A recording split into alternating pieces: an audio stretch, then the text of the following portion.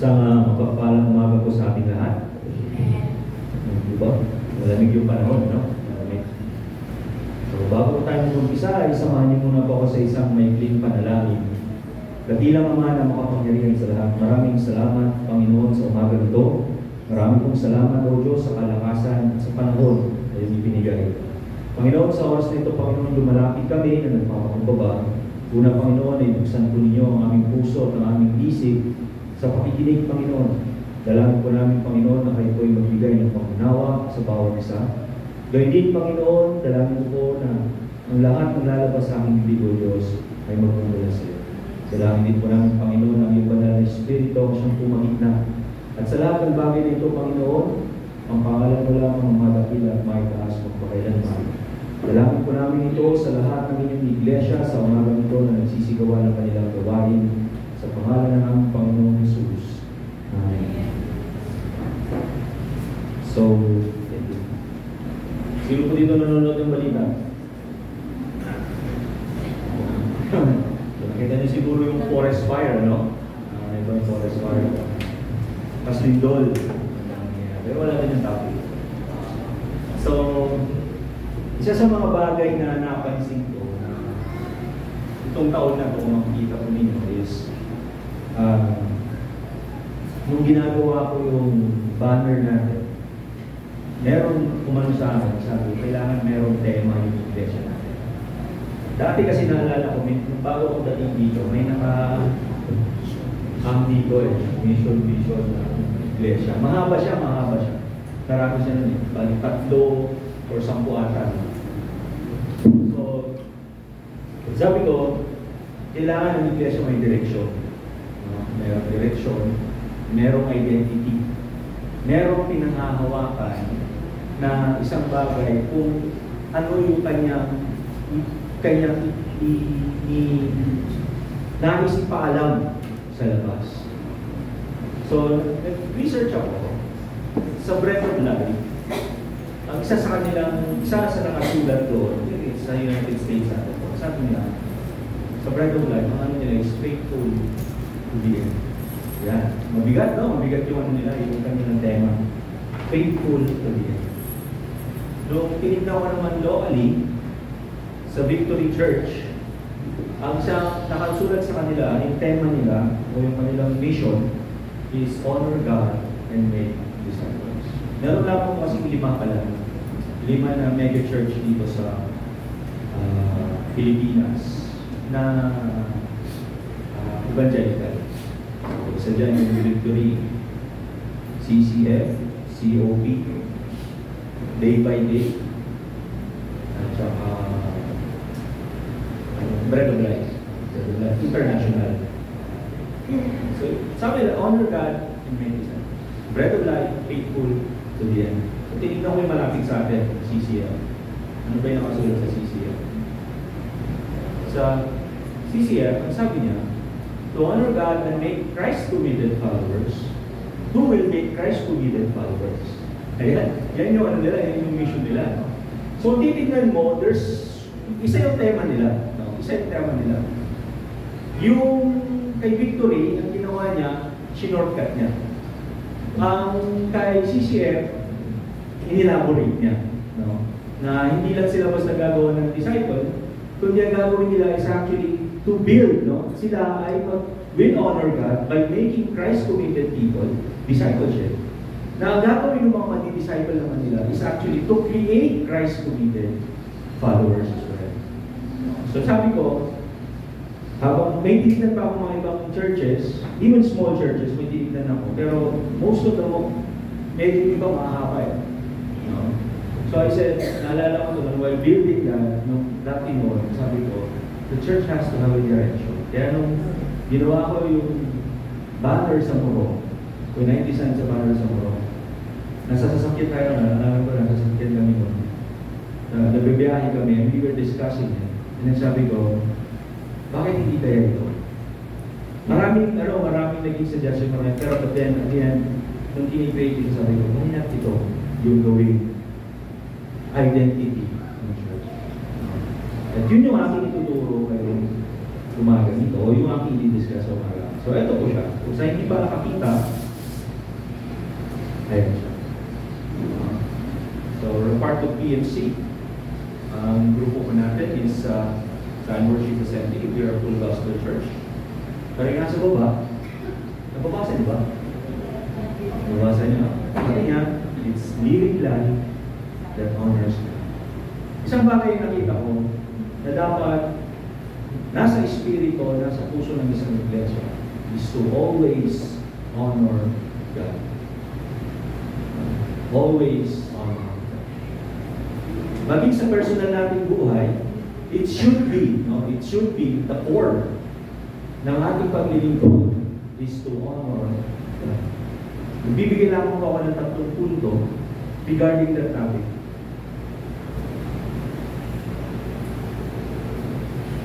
Living life that honors God. So, tatanungin ko po kayo sa inyo ngayon, siguro natanong ko din yung forest fire, no? Di ba sabi ni, meron doon kasi may mga marami conspiracy theory doon na nangyari doon. At isa sa mga bagay na nakita doon is yung naganap na sino nakapanood doon? Golden Globe Award. No? And then, sabi nila, after 24 hours, nag-start yung forest fire. Why? Because they mock God. No? Kasi nilagay nila doon na isa sa mga survey daw is that si God, the creator of the universe, has a zero survey. Sabi niya, kasi sabi ng host, sabi niya, yan talagang nakikita natin to a godless society. Sabi niya, that was Sunday. Sinabi niya. And then, siyempre yung mga tao doon nagtatawanan. Sabi nga, maraming Christians ang nag-react doon saying that that's a mockery. Which is totoo, no? Well, hindi naman bago sa Hollywood yun. They always mock God, no? And so, ang nangyari, after the 24 hours, ang nangyari yun is that nasunog, nag-umpisa yung forest fire na parang impyerno ang dating, di ba? Pag nakikita mo, may napanood akong video doon, yung isang sasakyan, yung kotse niya, pumasok siya doon sa tunnel. Paglabas niya doon sa tunnel, kala mo talaga, naglalagablog na impyerno yung papasok. So, if they, kung sila, is mocking God, the church must always honor God. So, yan po ang topic natin. Living life that honors God. Sa buhay natin, kung magbigay tayo ng correct na ako tama yung term, honorarium. Tama ba yung honorarium? Is that existing word? Kung minsan, pag sino na po dito yung naimbitahan na maging guest speaker sa kanyang alma mater? Kahit ako, di pa ako naimbitahan. Hindi naman kasi ako valedictorian. Normally, ako valedictorian naimbitahan. So, pero pag naimbitahan ang isang tao, no? Pag naimbitahan ang isang tao, we provide a high esteem sa kanya. Right? Binibigyan natin. Kung titignan natin, when we present people, kung paano natin sila i-introduce, is that we tell them all kung ano yung mga narating niya sa school, ano yung mga naging achievements niya, ano yung mga naging posisyon niya, at kung ano na siya ngayon. Right? Ano yung naging impact niya sa society, no? Sa community. Yun yung mga bagay na tinitignan nila. Maging sa pagpili rin natin kung minsan sa speakers natin sa church, may introduction tayong gano'n, di ba? Kaya nga, umabot, ano po pinakamataas na sa Christian, title sa Christian? Bishop ba? Bishop. So, bishop, kapag bishop ka, ibig sabihin ay overseer ka na ng malaking iglesia. So, ayun. So, titignan natin, double honor or binibigay natin. Right? Sabihin natin kung ngayon bibisita. Sabihin natin bibisita lang dito si yung presidente natin, si BBM. Baka wala naka-t-shirt sa inyo. Baka mga naka-polo kayo na BS, di ba? Tapos, nakangiti lahat. Naka-Pilipinyana. So, yun yung titignan natin. How do we make our lives, our daily lives, our life, in general, na nabubuhay tayo honoring God? How? Minsan kasi, sometimes we're just content. At hindi na natin napapansin, am I still living honoring the Lord? Ayan. No? Nabubuhay pa rin ba ako honoring the Lord? So, number one point, gusto kong bigyan ng punto. Mababasa po natin dito sa Micah chapter 6 verse 8. No? Sa Micah chapter 6 verse 8, ang sabi po niya rito, idinuro na niya sa iyo kung ano ang mabuti. Ito ang nais ni Yahweh. Maging makatarungan ka sa lahat ng bagay, patuloy mong mahalin ang iyong kapwa, at buong pagpapakumbabang sumunod ka sa iyong Diyos. So kung tinignan natin dito, yung binanggit ni Micah dito, which is prophet siya, no? Yung binanggit at sinulat dito ni Micah ay kaparehas kung sinabi ni Jesus Christ nung tinanong siya, ano yung dalawang pinakamahalagang, ano yung pinakamahalagang kautusan? Nang sagot ng Panginoon, ibigin mo ang Diyos bilang iyong Panginoon at bilang iyong Panginoon ang iyong buong puso at ang iyong buong lakas, buong pagkatao. At ibigin mo ang iyong kapwa katulad ng pag-ibig mo sa iyong sarili. Kung titignan natin, maging sa lumang tipan, iyon yung pagbuwan at nais ng ating Panginoon. Sabi niya, patuloy mong mahalin ang iyong kapwa at buong pagpapakumbabang sumunod ka sa iyong Diyos. So yan po, if we are to live life honoring God, kailangan mo dyan nakikita yung dalawang yan. So, mag-ilaro. Number one. So, to live life, the honoring God, to honor God, sabi niya, number one is to prioritize a relationship with God and live with Him.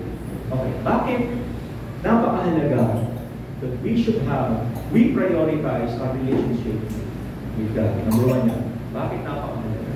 Alam po ninyo, nung tinanggap ninyo ang Panginoon bilang inyong tagapagligtas, no? Nung tinanggap niyo siya bilang inyong tagapagligtas, you started a relationship.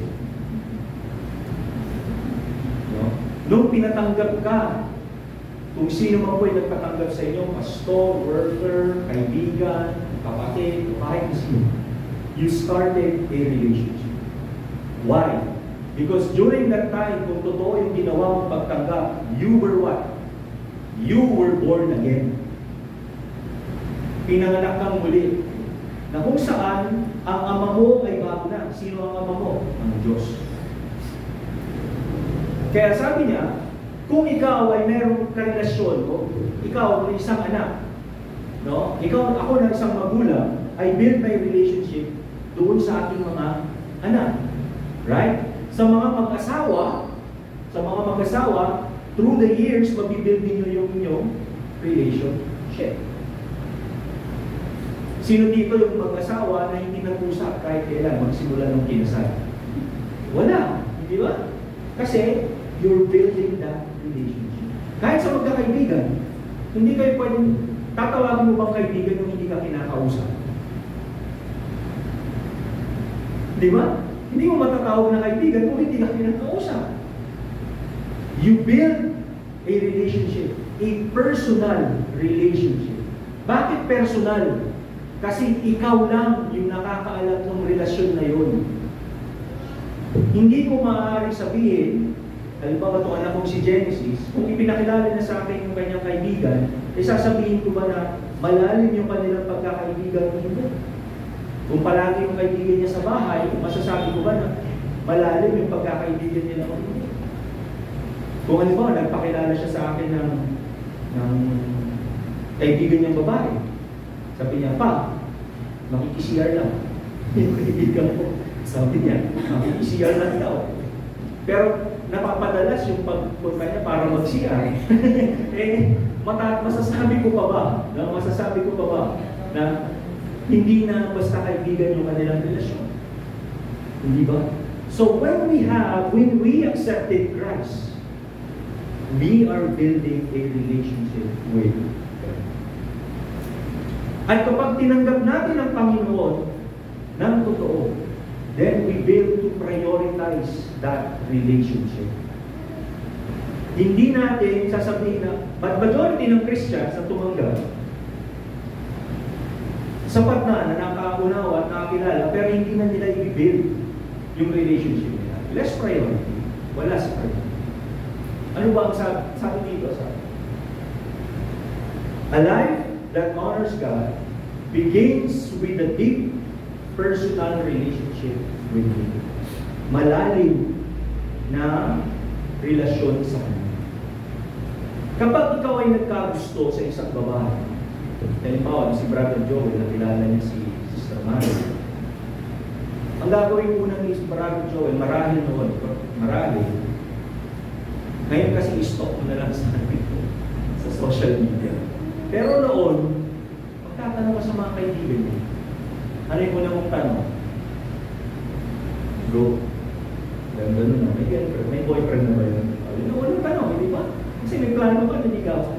May plano ka na alamin ano ba yung gusto niya, ano ba yung paborito niya, di ba? Kung minsan may naalala sino, nakikita matanda na rin ako. Sino dito yung umabot sa slam book?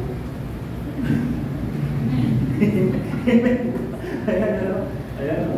Noon, pag gusto mong malaman kung sino yung crush mo, gagawa ka ng slam book. Tapos punong-puno ng tanong. Tapos, ipapasa mo sa kanya. Para pagkakuha mo, may intel ka. Ito pala yung gusto niya. Ito pala yung paborito niya. Musika, ito pala yung paborito niyang pagkain. You get to know yung gusto mong magkarelasyon, hindi lang siya basta makilala mo.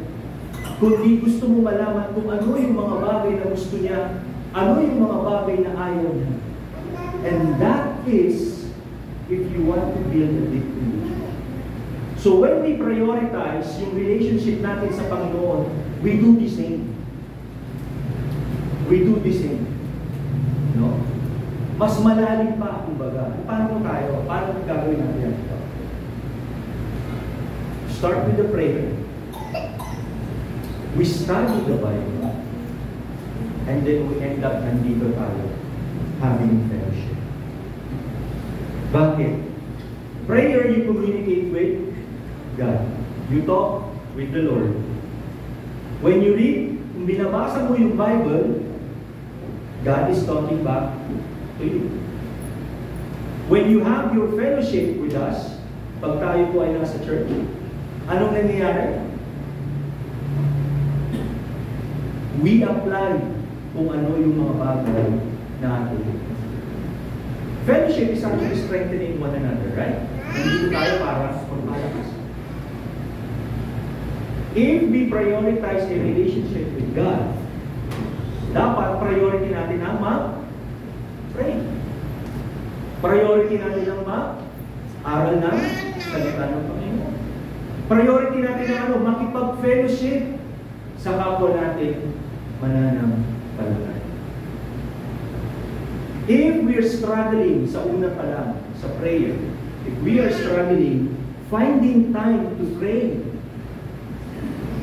can we call ourselves na pinapriority natin yung ating relasyon sa Panginoon?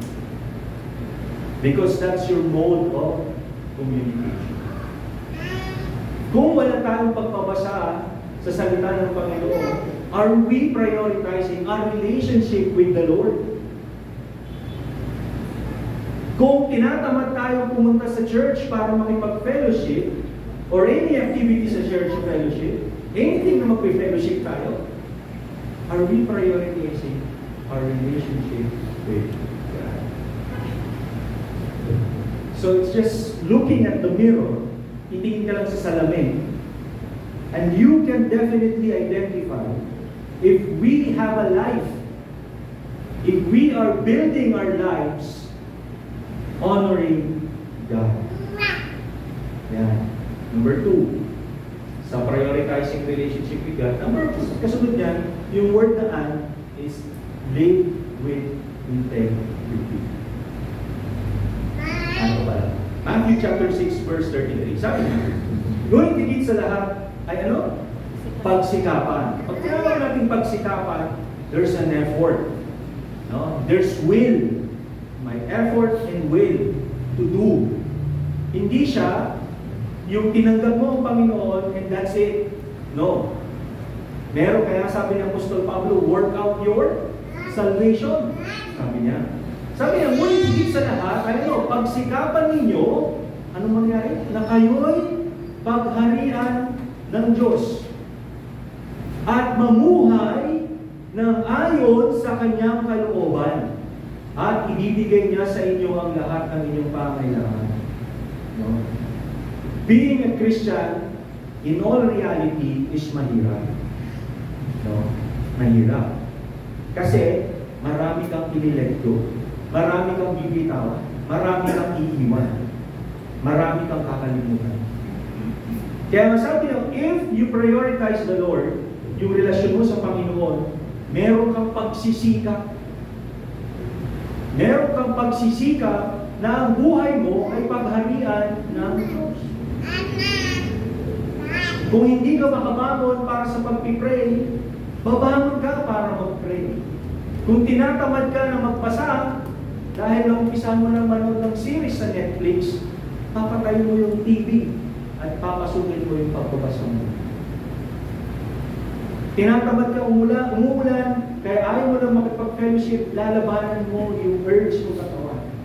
And then what you will do is to follow. Kasi dapat, meron kang pagsisikap na yung buhay mo ay may paghahari ang Diyos. Minsan kasi, ang gusto natin, ang Diyos ang susunod sa atin. Sabi niya sa Santiago chapter 4 verse 8, gusto niyo talagang maging deep and intimate ang relasyon niyo sa Panginoon. Sabi niya, lumapit kayo sa Diyos at lalapit siya sa inyo. Meron pang isang verse, hindi ko lang nilagay. Sabi niya, seek the Lord while He can be found. No? Lumapit ka sa Panginoon. Ibig sabihin, nung nakilala mo ang Panginoon, in-acknowledge mo siya, ikaw magsusumikap ngayon. Ikaw yung magsusumikap na mabuo yung relasyon ng mas malalim pa. Nang sa ganun, mas lalo magpakilala ang Panginoon sa iyo. Kasi bakit ka siya magpapakilala kung sa ayaw sa kanya?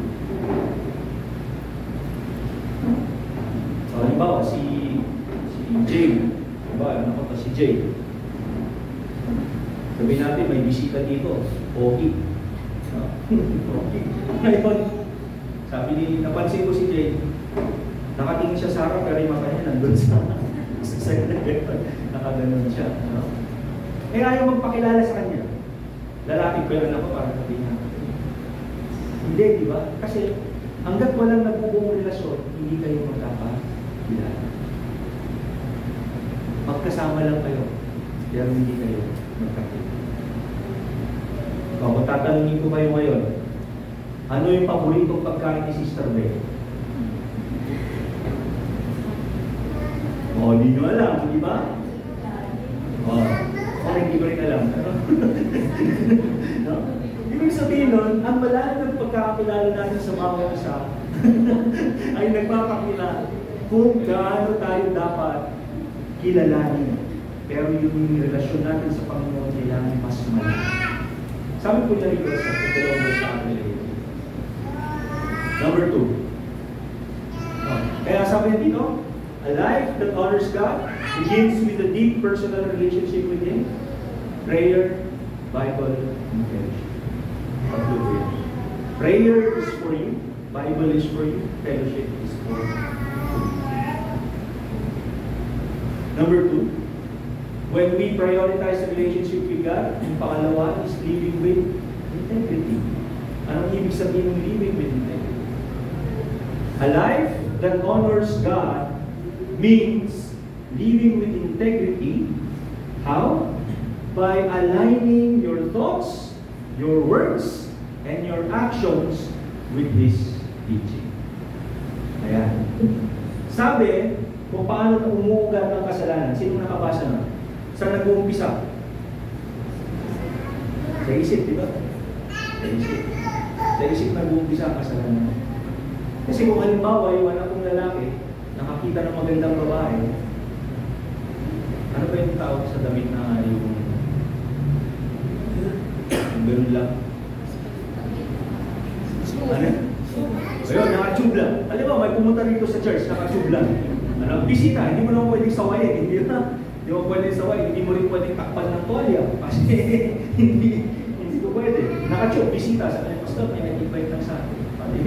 Welcome. Upo ka sa harap. Pag naupo siya sa harap, yung anak ko baka hindi mo niya. So dyan ako, katabi ng anak ko. Naka-tube. Yung anak ko ngayon, mag-iisip. No? Kaya kabawal yung diba, sa church. Bawal yung revealing, no? Kasi nagpo-cause ka ng temptation. No? So ano? Mag-umpisa sa isip. Pag nag-umpisa yung isip na yun, alam ko niyo, kapag hindi niya nilabanan, kahit hindi na siya sa bahay, yung imahe ng babae yun, ang nandun. Nandun pa rin sa isip. At kapag hinayaan niya yun, yung puso niya, makukurap. At kapag hinayaan niya yung corruption na yun, mauuwi sa kasalanan. So living with integrity, you must align. Umpisa pa lang sa isip mo na. Sa pananalita mo. At sa mga pagkilos mo. If we want to live life that honors God, kailangan prioritize the relationship and believe. Not just by words, kundi sa pag-iisip pa lang na umpisa na sa ating pananalita hanggang sa ating pagkilos. Remember, kung ano yung nasa isip mo, yun ang nasasabi. At kung ano yung nasasabi mo, I assure you, yun yung majority ng ginagawa. Kaya, if we want to live the church, living life that honors God, prioritize your relationship with the Lord, and you live with integrity. Napakaganda. That's bullet number 2. Dapat natin unang verse.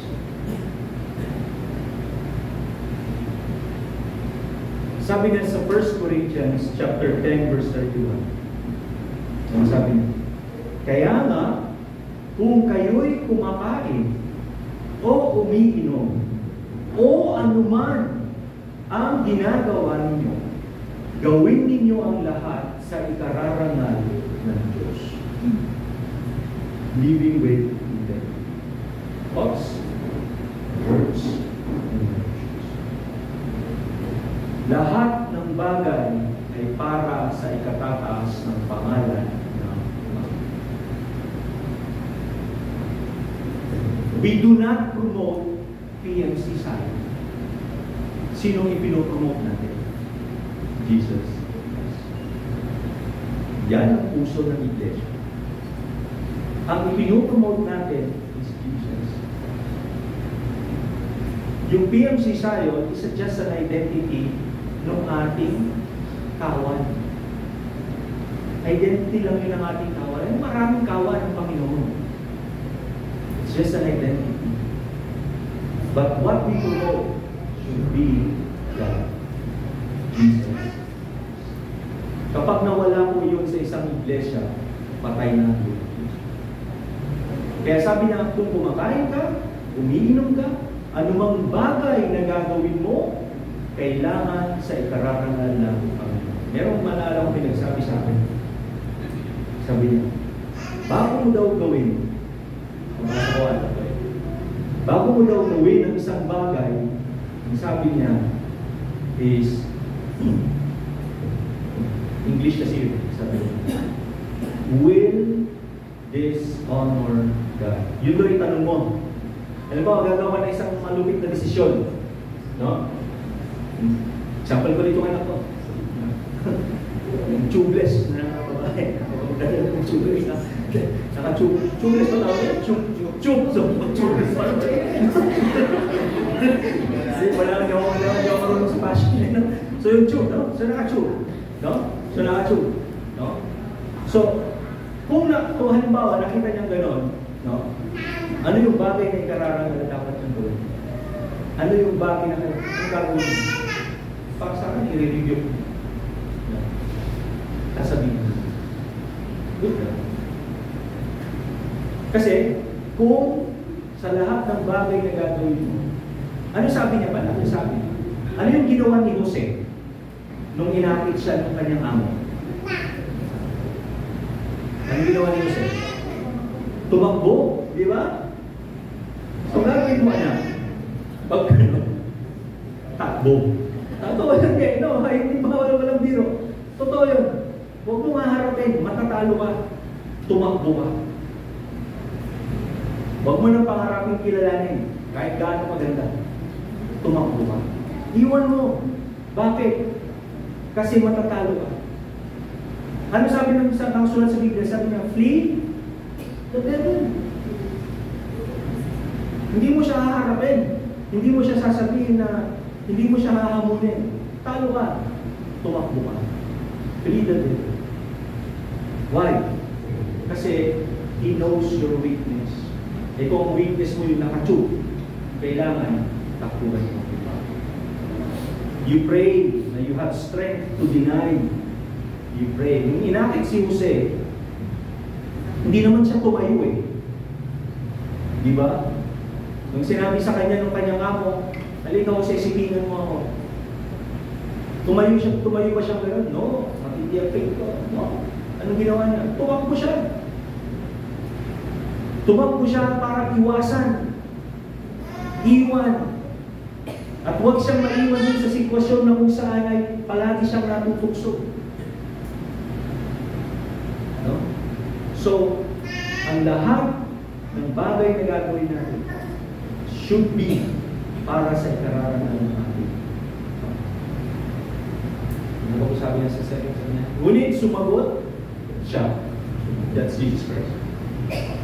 Higit na mapalad ang mga nakikinig sa salita ng Diyos at tumutupad nito. So, if we are to live with integrity, we follow His teachings. In thoughts, in words, and in our... Yan ang bagay. Second point, love and serve others selflessly. Ayan. Sa panahon ngayon, hindi na selflessly, may self na lang. Selfie. Kaya nga nauso yung pangalang selfie. Kasi yung selfie identifies as you. Tama? Ako yun. Pag sinabi mong selfie, ang picture nun, ikaw. Diba? Hindi katulad nun, yung camera nun, pag tinutok mong gano'n, kailangan perfect yung ngiti. Kasi film yun eh. Film camera, diba? So, ano ba yung pinakamaraming shot nun? 30 shots. 36. 36 shots, diba? So, 36 shots na yon, siguro meron kang 10 o kaya 15 na for keeps. Yung the rest, pagkakaprint ay pangit o kaya yung lente ay mabagal dahil kulang yung ilaw, eh, blurry yung picture. But, sa atin, sabi niya, there's two words doon na gusto kong bigyan natin ng punto. One is love and one is serve. You both love and serve yung nasa dulo, selflessly. No? So, paano ba natin may mapakita that we are both loving and serving selflessly. Sino dito yung natipikon pag mahaba yung pila sa grocery? Diba? Kung yung nasundan mo gabundok yung grocery. Pag pumunta ka sa Pure Gold, huwag kang kumuha ng malaking cart. Kasi kapag kumuha ka ng malaking cart at doon ka sa pila ng malaking cart, talagang abutin ka ng 2 oras bago ka makalusot. Diba? So kailangan dito sa green card, kahit na lumuluwa na yung green card mo, okay lang. Why? Kasi kung minsan, ang gusto natin, mauna tayo. Right? Ang gusto natin, tayo yung ma-priority. No?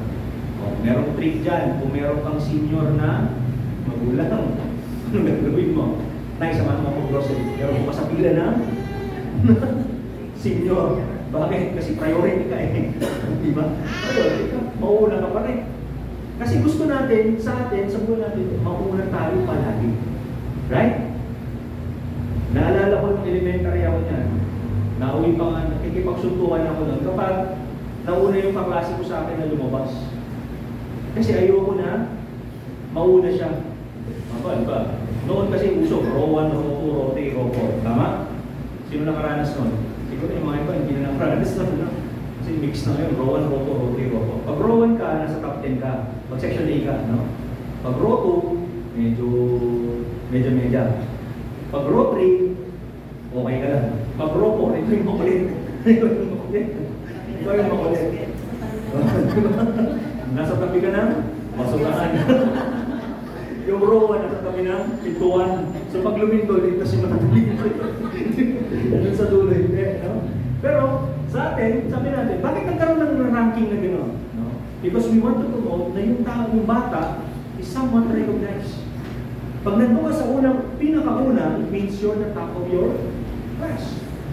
Pag nandun ka sa number 10, ibig sabihin na part ka pa rin ng top of your class, member ka ng top 10. Right? Hindi na kailangan identify pag pumasok yung principal, hindi niya na kailangan sasabihin, asan dito yung mga matatalino? Hindi na. Kasi automatic, alam niya na yung row 1, matatalino. Magagaling sa klaseng yun. Pag section A ka, matalino ka na. Alam ba, 18 yung section sa school ninyo. Kung section A ka, nasa cream of the crop ka na rin. Nasa cream of the crop ka na. No? So sabi na dito, bakit nandun yung promotion natin? Because we want, sabi natin, gusto natin magkaroon ng recognition at saka confidence. Right? Pero kung titignan natin, ngayon binago yan ng DepEd. Ano yung binago nila? Gusto nila mix. Wala ng section A, wala ng row 1, wala ng row 2, wala ng magkakasama na yan. Nang sa ganun, to influence daw. To influence yung mga mahihina ng mga matatalino. Kaso baliktad ang nangyari. Ang na-influence yung matatalino. Nauwi na, hindi na, nag-aaral na. So when we have, the purpose of those actions is to serve. Mahal natin yung mga bata. Gusto natin na maging mabuti sila. And we're doing it sa paglilingkod natin sa Panginoon. Do you love your brothers in faith? Do you serve your brothers in faith? Do you love and serve your brothers in faith selflessly? O may narinig akong tour na kwento. So, may kainan daw sa church. So, may kainan sa church. Nawawala yung love and serve others. Kasi nagiging selfish na. No? Nauna na yung may term doon na ginamit sa sasakyan, Sharon. Hindi pa tapos kumain lahat, naka-Sharon na. Isipin niyo, no? Hindi pa tapos kumain lahat, naka-Sharon na. Asan doon yung love and serve? Right? So when we love and serve, ito po yung prioritizing the needs. Bago yung need mo, yung need muna ng iba. Offering kindness and serving with humility. Wala sa posisyon. Wala din sa tungkulin. o wala doon sa kinakatayuan mo. Estado ng buhay o kahit na. Tunggi, ang uunahin mo palagi is to prioritize the needs of others. Teka lang ha, baka pag kumain tayo rito, wala nang kukuha ng pagkain. Kasi ang nasa isip natin, prioritize the needs of others muna. Sis, kuha rin. Kuha muna, sis. Ganun. Hindi. Ang ibig sabihin nito is that there is an avenue palagi to serve. Merong mga pagkakataon na aalisin natin yung ating comfort and prioritize the needs of others. Halimbawa po nito, may sakit si Nanay Carol, nag-text sa akin kaninang umaga. Sabi niya, Pastor, hindi po ako makakapunta kasi meron po ako trangkaso. Right? Matatapos mamaya yung fellowship circle natin. Right? Pagkatapos ng fellowship circle natin, para sa atin, okay na tayo. Kasi tapos na tayo mag-church. Right? Ngayon ito ang tanong. How will you show your love and service selflessly? May kapatid na nagsabi, Pastor, may trangkaso. Ito sasabihin, dalawin mo, Pastor. Kasi ikaw yung Pastor. Ikaw dadalaw. How will you love and serve selflessly? You spare, right? Anong gagawin mo? Alam ko ang idea na yun. Tama? Paano natin gagawin? Sabi na, sa Pilipos chapter 2, verse 3 to 4, huwag kayong gumawa ng anuman dahil sa paghahangat ninyong maging tanyag. Sa halip bilang tanda ng pagpapakumbaba, ituring ninyong higit ang iba kaysa inyong mga sarili. So, ibig sabihin, mas mataas ang tingin mo sa akin. Pag malasakitan ninyo ang kapakanan ng iba at hindi lamang ang inyong sarili. So, do not make an action for the purpose of public showing.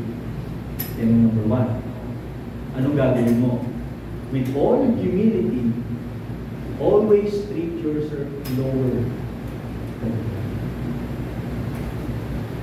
Mas mataas sila sa'yo, mas mabuti sila sa'yo, mas mahal sila. Because in that way, you will learn humility.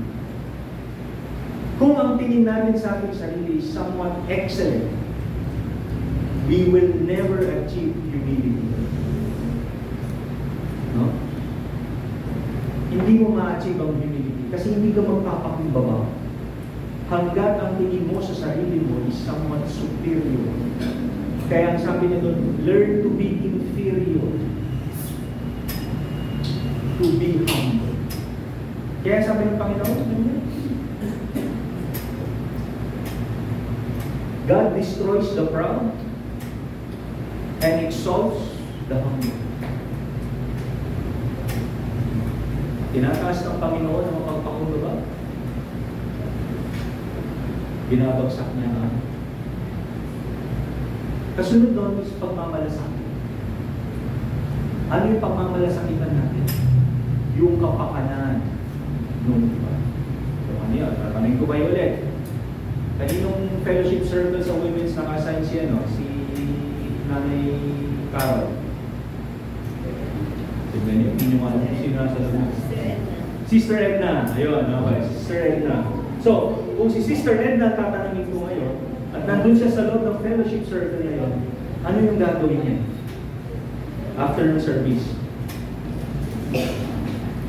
Diba? Ang gagawin niya, kukunin niya yung grupo niya, and then what we will do?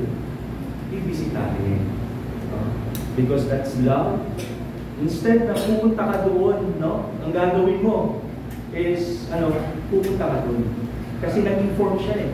Nag-advise siya. Ang sabi niya, meron ako sakit. So you will go. Yung bisitahin mo. Kasi nandun siya. Nagsabi siya sa'yo. And that is yung papasok yung ating as our support group.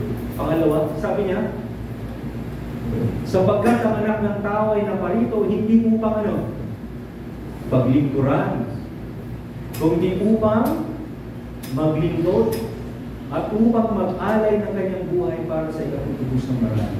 If you're going to read the Gospels, napakaraming emphasis ng Panginoon about serving. Kung paano ka dapat maglingkod, kung paano ka-humble, yung humility, no? Kung paano niya ilalagay yung kanyang sarili sa pinakamababang estado. Kaya kahit na Diyos siya, nung bumaba siya rito sa langit, hindi niya pinili na maging hari. Pinili niya yung pinakamababa. Paano niyo malalaman na napakahirap nila Jose at ni Maria noon? Alam ko ninyo sa reliyong Hudyo, kapag mahirap ka, hindi ka makakabili ng kambing o ng tupa. Kasi mahal, lalo na yung baka. At para meron kang offering of atonement o sin offering, ang pinakamura na pwede mong mabili ay kalapati.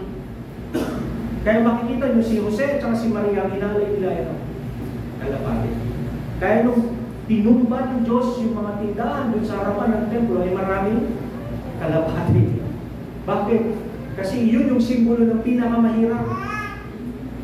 Pag ikaw yun yung binili mo, wala kang kapera-pera, mahirap ka. So si Jesus Christ, nung nabuhay siya rito sa mundo, talagang dukha sa lupa. Dahil wala siyang capacity kahit bumili ng maliit na lamb o lupa. Kaya para sa kanya, maraming beses na ikinuro niya na ang paglilingkod, sabi niya, kung susunod ka sa akin, maglilingkod ka. Hindi ikaw paglilingkuran, kundi ikaw ang maglilingkod.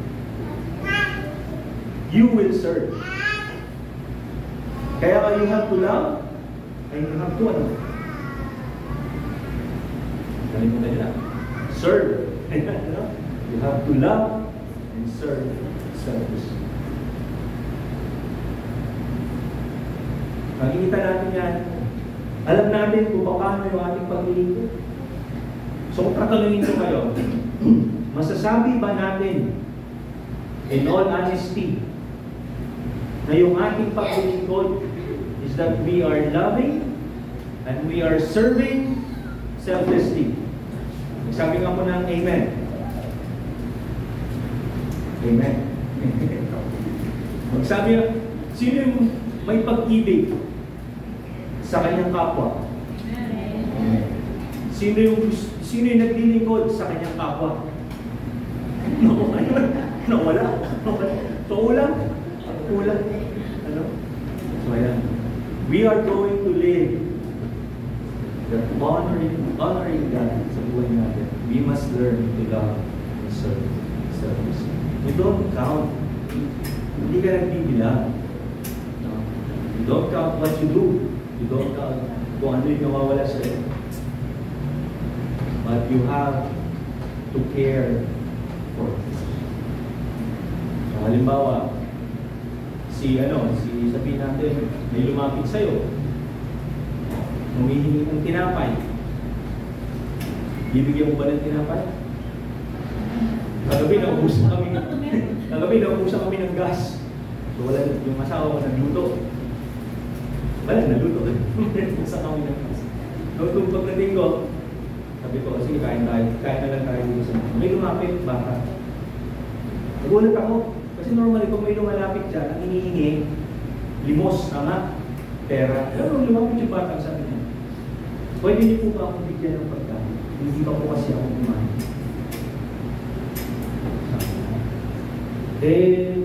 Buto-buto na lang yung manok na kinakain ko. Sabi ko. Buti yung misis ko mabilis mag-isip. Order naman na lang siya dito. Order naman lang. Kasi kung ako, pwede pa ito, pakpak. Pwede pa ito, pakpak. So, when we love and we serve, we prioritize the need. Unahin muna natin kayo. Sa mga leader ng church, unahin muna natin kayo. No? We will offer any form of kindness that we can offer.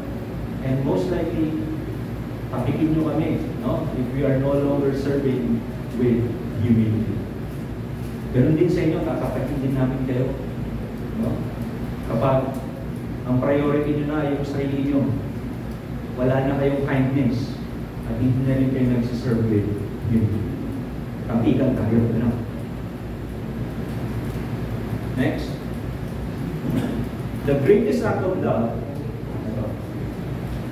is leading others to know Jesus Christ and His saving grace. Naniniwala kayo dyan? Amen. Kung meron pang pinakamalaking bagay na maniririgalo, ay yung eternity. Yung life. Eternity. Kung meron, may kasabihan tayo na kung bakit ito napakahalaga yung donasyon sa Pilipinas. Kasi yun daw yung pinakamahalagang pamana na maiiwan ng magulang sa kanyang anak. No? O sino dito yung nakapagtapos na ng kolehiyo, pero ang trabaho malayo doon sa tinapos niya? Marami. Sana ako doon. Di ba? So, kung ano man yung pinakamalaking bagay na pwede natin ibigay, saan ito? Part yun. But rather, leading people to Christ. Because that is love and serving others.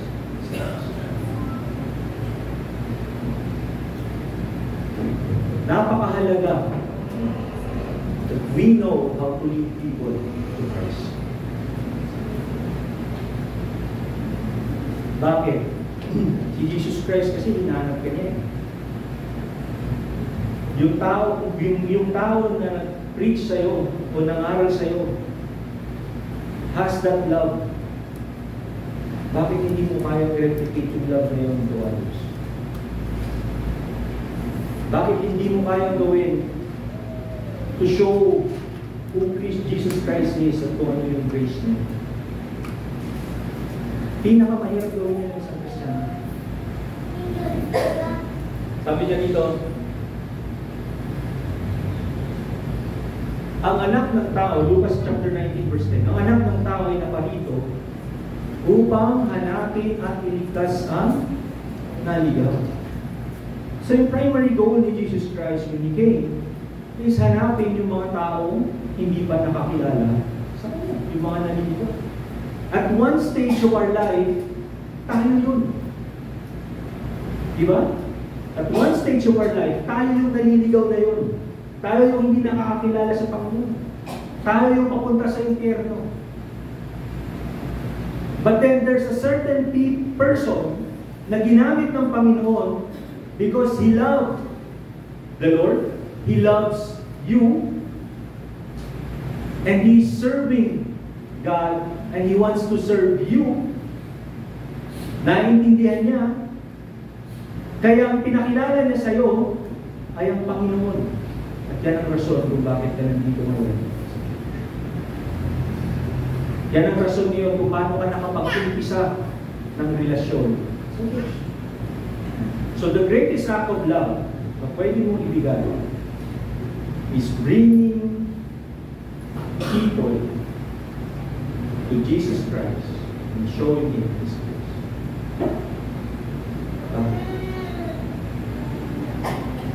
Sabi niya sa Daniel chapter 12 verse 3, ang marurunong na pinuno ay nagniningning na gaya ng liwanag sa langit. At ang mga umaakay sa marami sa pagiging matuwid ay sisikat na parang bituin magpakailanman. Hindi acknowledged by God. Ako sabi niya. 1 Timothy chapter 2 verse 3 to 4. Ito ang mabuti at nakalulugod sa Diyos na ating tagapagligtas. Ibig niya ang lahat ng tao ay maligtas at makaalam ng katotohanan ito. Sino magpapaalam? Kayo na tumanggap. Kayo na nakaranas. Kayo na nakakilala. Kayo na nagsasabi ng mahal niya ng Diyos. Kayo na nagsasabi na kayo ay Kristiyano. Kayo ang magpapakilala sa Kanya. And if we want to live life that honors God, hindi po dapat ito, hindi na ito dapat ipinipilit. Kundi isang bagay ito na nagtutusa sa akin. Hindi naman dahil soul winner ka, ibig sabihin ng magiging pastor ka. No? Meron akong kakilala that goes 8 to 5 sa trabaho. Pero soul winner, napakarami nakasulat dun sa notebook niya ng mga kanyang mga inaaral. So it's actually knowing how you will honor God sa mundo.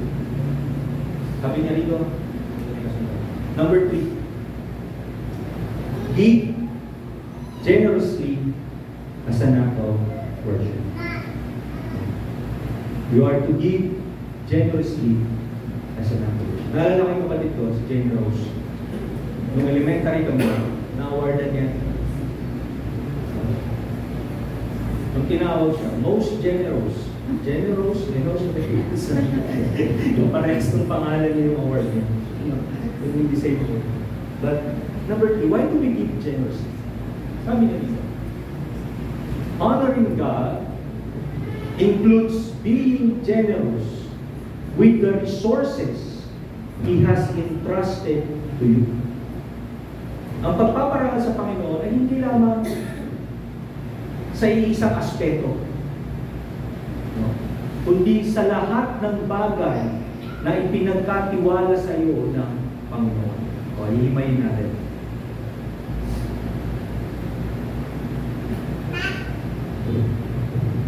Time. Sino nagbigay sa'yo ng time? Ang Panginoon. Kaya may Bible study ako, sabi ko sa mga bata, nagpipray pa kayo ng paggising nyo sa umaga. Sabi niya, hindi po. Bago kumain, opo. Bago matulog, opo. Pati hindi kayo nagpipray sa umaga. Wala po. Sabi ko, mag-pray kayo ng umaga. Bakit? Kasi yung pagbangon mo, kailangan mo ipagpasalamat sa Panginoon dahil ginising ka pa niya. Nagising ka pa eh. Kaya sabi ng Panginoon, di ba? Sabi, sino makapagdadagdag ng kahit na isang minuto sa kanyang buhay? Sa paano inahalin tulad yung buhay ng tao? Sa bula. Para lang daw siyang bubble. Napagangat na gano'n, wala na. No? Number 2, money. Bakit yung pera? Kasi yung pananalapi ay bigay din sa'yo ng Panginoon. Yung trabaho mo, yung negosyo mo, bigay sa'yo ng Panginoon. Lahat ng pinagkakitaan mo, bigay sa'yo ng Panginoon. Skills, talents, yung mga bagay na yun, pinahiram sa'yo ng Panginoon. Ibinigay sa'yo ng Panginoon for a purpose. So when you give, pag tinawag natin generously, ano ibig sabihin nun? More than what you can offer. Possessions. Ano yung mga possessions? Yung mga riyan nyo. Yung bahay nyo, yung sasakyan nyo, yung mga damit nyo, lahat ng bagay na meron tayo. Those, everything na nandun belongs to God. Pinahiram nila sa'yo. At nang pinahiram niya sa'yo, you are to give generously as an act. Sabi niya dito, saan natin gagamitin? Time? Serve your ministries. Tama rin. Your money? To serve your ministries. Your skills and talents to serve your ministries. Your possessions to serve the ministry. If you have time, you go volunteer for work. No?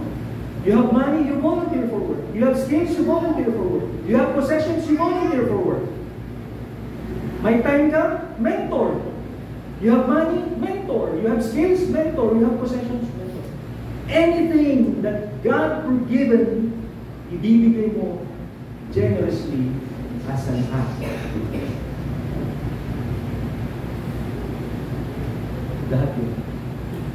Because everything, kung kinikilala mo ang Panginoon, na siya yung nagmamayari sa'yo, nagmamayari ng lahat,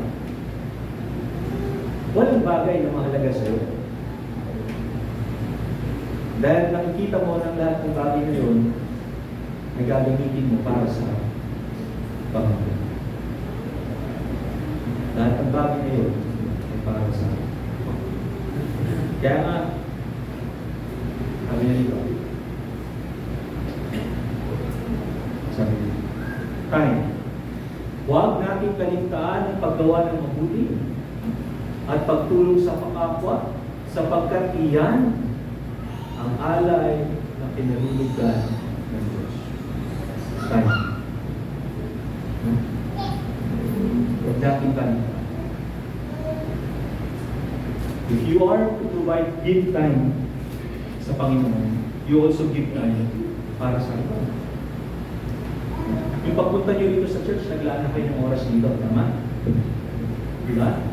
Travel time niyo. Yung pag-stay nyo dito, nakikinig sa sermon sa inyo. No? Yung pag-fellowship nyo, that's time. Pero huwag mong pakaligtaan yung paggawa ng mabuti at pagtulong.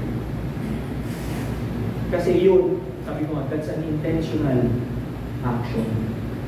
Pagpunta nyo sa church is an intentional. Pinili ninyo pumunta. Maliban na lang kung ginising kayo. Hindi naman kayo siguro ginising. No? Okay, kung kaka ng church, hindi naman siguro nagpusa naman kayo, kumawang kayo. Diba? Hebrews 13:16. Next. Parangalan mo si Yahweh, Proverbs 3, parangalan mo si Yahweh sa pamamagitan ng iyong mga kayamanan. At mula sa iyong mga pinakamainam na ani, siya ay iyong handugan. Anong pintukin ito? Your money. You honor God with it. Hindi lang natatapos yung ating paglilingkod sa pagpunta sa church. We honor God with it. Next. 1 Peter chapter 4 verse 2. Bilang mabubuting katiwala ng iba't ibang kaloob ng Diyos, gamitin ninyo ang kakayahang tinanggap ninyo para kanino? Ikapapakinabang ng Diyos. And that is what?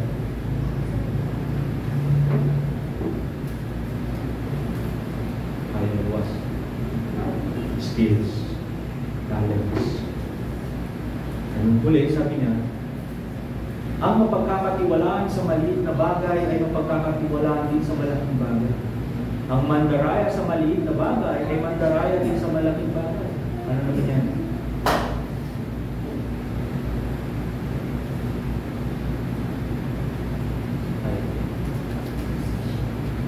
Possessions.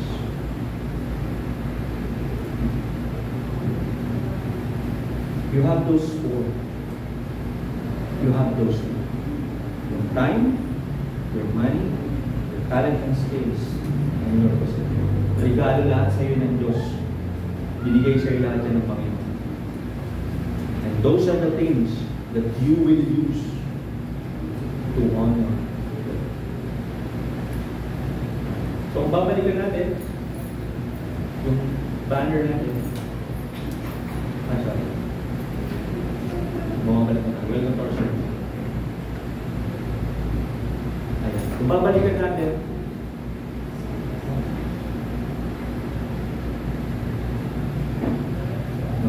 living life that honors God. Three things. Number one, we prioritize our relationship with God. We build that relationship. And we live with integrity. Number two, we must learn to love and serve selflessly. Sacrificial yan. And lastly, we give generously as an act. Ibibigay natin ang ating lahat na beyond what our capacity is. Living life that honors God. Yan po yung mission na gusto ko, vision na gusto ko makita sa church. Na ang bawat isa sa atin is growing. Na ang bawat isa sa atin is actually living that mission.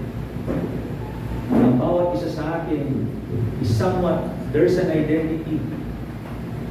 Bawat isa sa atin merong masasabi sa kanyang sarili, I'm living life.